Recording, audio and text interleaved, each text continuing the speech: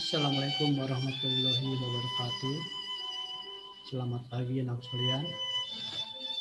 Bertemu kembali dalam pembelajaran di semester 2 untuk pelajaran PSPJ PGRI kelas 7. Jadi Bapak akan melanjutkan minggu kemarin di bab 1. Sebelum dimulai, kita berdoa menurut kepercayaan dan agama masing-masing. Berdoa mulai di sini.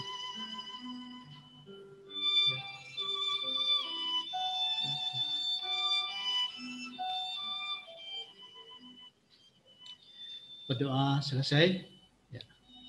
Sebelum dimulai, Bapak akan membahas minggu kemarin di PSPJ waktu Zoom meeting, ya, di mana tugasnya yang belum memberikan tugas yang di Google Classroom, ya, supaya dikirim kembali sebelum tugas yang udah akan berlanjut. Oke, untuk pembelajaran hari ini, ya, Bapak masih bab 1, ya, masih bab 1, ya, di mana masih di perjuangan guru dalam mencapai kemerdekaan. Di mana untuk bagian 2-nya organisasi guru pada masa penjajahan Belanda dan Jepang. Untuk kompetensi dasar menunjukkan peran kaum terpelajar dan guru dalam memperjuangkan kemerdekaannya. Bab 1, perjuangan guru dalam mencapai kemerdekaan. Ya. Minggu kemarin, Bapak udah menerangkan peran kaum terpelajar dan guru dalam memperjuangkan kemerdekaan, di mana ada 10 tokoh, ya, ada 10 pahlawan yang mengusir kaum penjajah yang sebagai tugas minggu kemarin. Jadi antaranya Sultan Hasanuddin, Sultan Agung Tirtayasa, Sultan Agung, dan lain-lain. Nah, untuk hari ini, minggu pertemuan kedua di semester 2, yaitu judulnya ada organisasi guru pada masa penjajahan Belanda dan Jepang. 1. Pendidikan pada masa pemerintahan Hindia Belanda. Ya. Waktu itu, ya, tujuan Belanda itu Bapak dan minggu kemarin hanya untuk berdagang. Tetapi selain berdagang, tapi ada suatu tujuan di mana bangsa Eropa, ya Bapak sebutkan bangsa Eropa, yang Bapak sebutkan bangsa Eropa yang datang pertama kali ke Nusantara, yaitu bangsa Portugis. Ya, itu mendarat di Selat Sunda, ya, Banten sana Sunda, dengan tujuan perdagangan. Tapi selain berdagang, ada tujuan utamanya itu menjajah bangsa Indonesia. Oke, ini adalah salah satu sifat dari kaum penjajah, ialah melakukan pembodohan di samping penindasan terhadap rakyat negeri yang dijajah. Dengan melakukan pembodohan, rakyat akan dapat terfokus dengan keinginan si penjajah. Tidak heran jika menjelang dan pada awal proklamasi kemerdekaan, sebagian besar rakyat Indonesia masih buta huruf karena tidak dikasih pendidikan. Tidak ada untuk belajar. Jadi yang namanya membaca, menghitung tidak tahu. Sebagian besar rakyat ini masih buta huruf. Maka pada waktu itu, pada masa Hindia Belanda, penjajahan Belanda, ada namanya sekolah pada masa pemerintahan Hindia Belanda. Yang A, sekolah khusus untuk anak-anak Belanda, atau bahasa Belandanya Europese Leger School, disingkat ILS. Itu juga hanya untuk anak-anak bupati, patih, dan udana yang dapat diterima di LS. Udana itu camat, ya. Dulu itu namanya udana. Kalau sekarang camat, ya. Yang B-nya sekolah rakyat atau dasar berbahasa Belanda atau bahasa Belandanya Holland Inland School, disingkat HIS. Ini juga sama, diperuntukkan hanya untuk anak-anak asisten udana atau camat, ya, asisten camat atau bahasa sekarangnya sekcam, sekretaris camat. Ada lagi mantri-mantri dan pegawai sederajat dapat diterima di HIS. Jadi kalau kita sekolah di sini di ILS dan HIS tidak akan bisa, karena hanya anak-anak tertentu yang bisa diterima di sekolah ILS dan HIS. Ini mantri-mantri dulu ada mantri mandor, mantri suntik dulu kan namanya mantri ya, sebutnya mantri.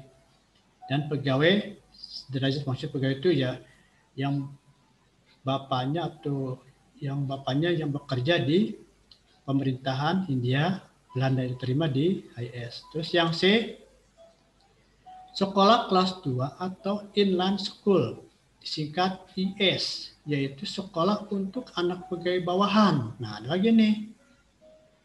Ada juga yang terima sebagai anak pegawai bawahan yang tidak boleh masuk di HIS apalagi di ILS. Jadi itu juga ada sekolah yang bisa dicam sama anak pegawai bawahan, maksudnya pegawai itu mungkin bisa mandor atau mungkinnya atau ya pegawai bawahan itu mungkin pegawai di perkebunan, bukan ada perkebunan karet atau perkebunan teh, bisa diterima di sekolah kelas 2 atau disingkat dengan inland school. Ya.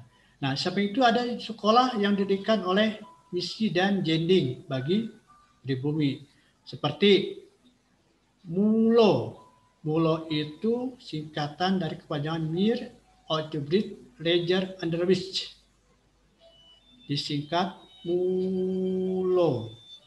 Ini setingkat dengan SMP. Ya. Ada lagi AMS. Allgemeine Middelbare School, setingkat SMA atau SMK. Nih, jadi dulu juga ada SMP-nya, cuman ya hanya terbatas ya.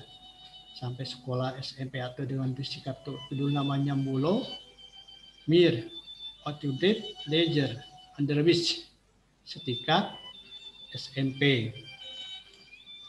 Lagi, sekolah guru pada masa Belanda. Jadi dulu ada namanya sekolah guru. Jadi kalau udah tamat, nah sini ada A, guru sekolah desa. Diambil dari tamatan sekolah kelas 2. Tetapi harus kursus selama 2 tahun untuk guru sekolah desa. Jadi kursus dulu 2 tahun. Ya. Yang B-nya kursus guru bantu, yaitu tamatan sekolah kelas 2 yang mengikuti kursus 2 tahun sambil mengajar. Dan ada istilah lagi, kursus guru bantu. Dia mengikuti kursus 2 tahun tapi sambil mengajar. Jadi ada, kalau yang atas kan guru sekolah desa hanya kursus aja selama 2 tahun, ya. Tapi ada lagi bisa nih sambil mengajar. Yang C-nya normal school, menerima tamatan sekolah kelas 2 dididik selama 4 tahun. Jadi 4 tahun, ada nama sekolahnya, sekolah gurunya normal school. Ya. Yang D, quick school atau sekolah raja, mendidik guru HIS selama 4 tahun. Jadi ada buat guru untuk mengajar di HIS, ya. Tapi belajarnya dulu selama 4 tahun. Yang E, Hoger Quick School, diambil dari tamatan Quick School, tapi harus mahir berbahasa Belanda. Jadi ini ada, kalau pribumi bangsa Indonesia bisa ngajar ya di HIS, tapi harus mahir berbahasa Belanda. Dilanjut lagi, ada lagi organisasi guru pada masa Belanda. Jadi ada organisasi guru pada masa Belanda. A. Persatuan Guru Hindia Belanda, disingkat PGHB. B. Perserikatan Guru Bantu, disingkat PGB. Yang C. Perserikatan Normal School, disingkat PNS. Yang D. Quick School Bond, disingkat KSB. Yang E. School of Beginner Bond, disingkat SOB. Yang F. Perserikatan Guru Desa, PGD, singkatannya. Yang G. Perserikatan Guru Ambak School, PGAS. Yang H. Hogere Quick School Bond, HKSB. Terus yang terakhir, ya, Nederland Indisch Onderwijzer Genootschap, disingkat NIO. Ini organisasi guru pada masa Belanda.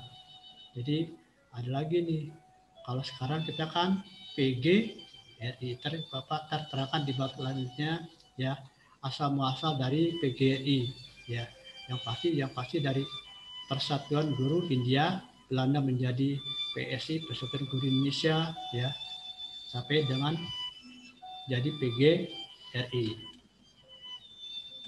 Nah, itu ya untuk penjelasan atau materi yang di bab 1 bagian kedua, ya. Bapak tidak lupa mengingatkan selalu ayo lakukan 3S, selalu jaga jarak, selalu pakai masker, ya, apabila mau berpergian, dan selalu mencuci tangan apabila sedang beraktivitas atau menggunakan sabun dengan air yang mengalir, ya. Terus untuk tugasnya rangkum di buku catatan PSPJ PGRI penjelasan bab 1 yang Bapak sampaikan ini.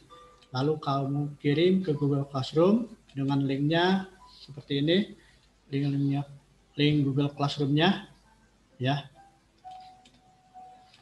Ya, mungkin dari Bapak cukup sekian, ya. Jangan lupa jaga kesehatan masing-masing, ya. Apabila ada pertanyaan bisa kamu tanyakan di grup atau di Google Classroom. Jadi Bapak cukup sekian. Wassalamualaikum warahmatullahi wabarakatuh.